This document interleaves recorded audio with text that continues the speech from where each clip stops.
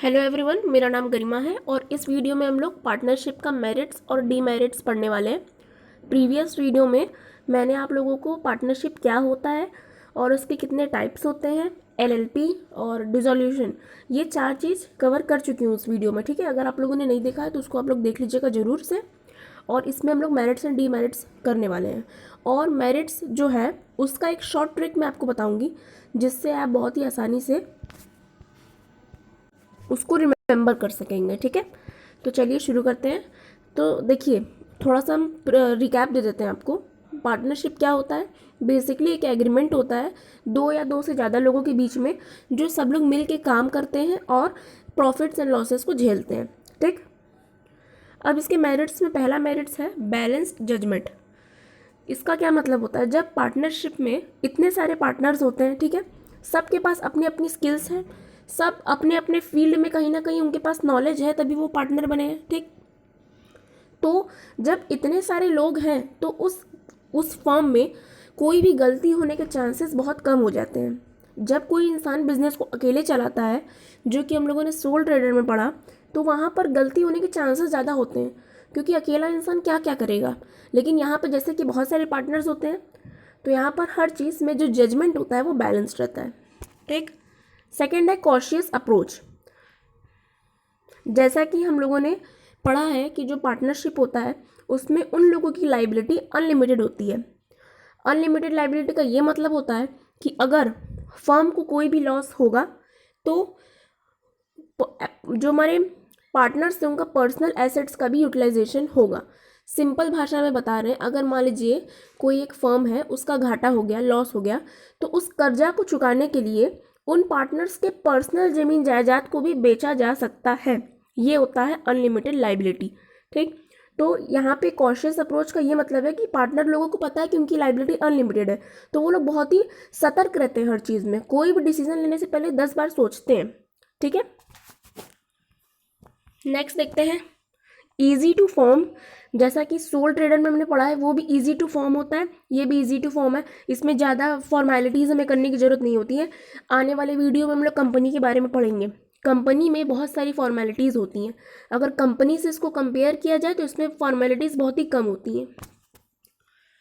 Fourth है larger resources. जब अगर हम अकेला दुकान चलाएंगे, फॉर एग्जांपल हम अकेले, कोई मोमोज का दुकान है मेरा, तो उसमें मेरे पास उतने रिसोर्सेज, उतना कैपिटल नहीं होगा, लेकिन वही हम 4-5 लोगों को मिलाकर करेंगे तो वहाँ पे क्या होगा, हमारे पास रिसोर्सेज ज़्यादा होंगे।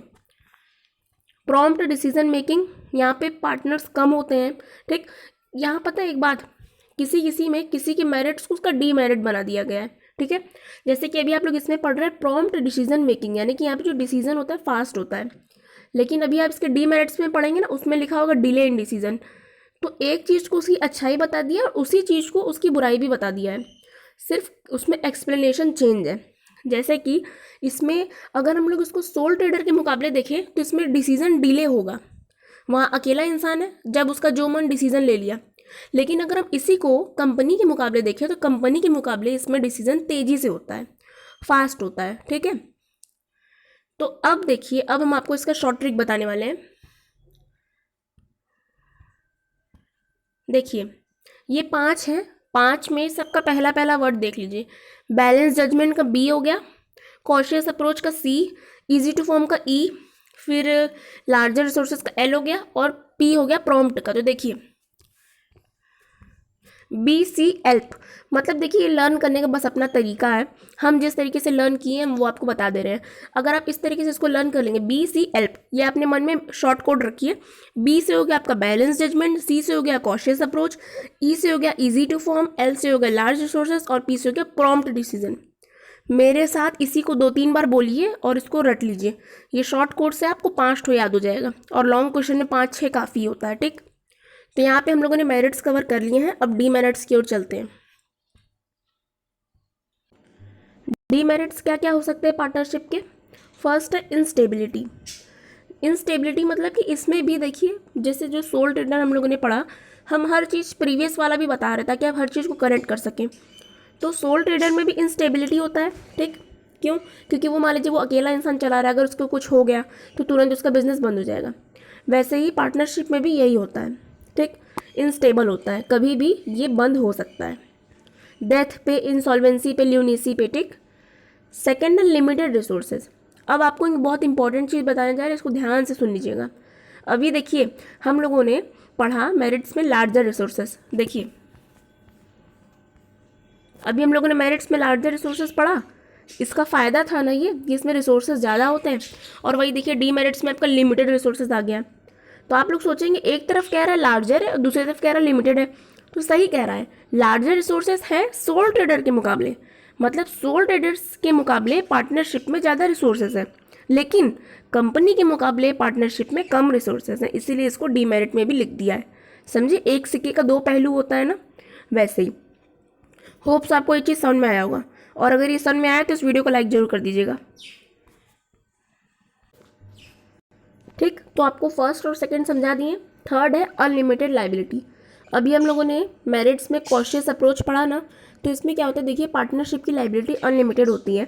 इसका ये मतलब है कि अगर कोई कर्जा उसको चुकाना है तो पार्टनर्स के पर्सनल एसेट्स यानी पर्सनल जो उसकी ज़मीन जायदाद है उसको भी इस्तेमाल किया जाएगा। ठीक है। फोर्थ है नॉन ट्रांसफरेबिलिटी ऑफ शेयर। ये बहुत इंपॉर्टेंट है, अगर अभी तक आप इस वीडियो में बने हैं तो इसको भी सुन के ही जाइएगा, लास्ट पॉइंट है, नहीं सेकंड लास्ट पॉइंट है।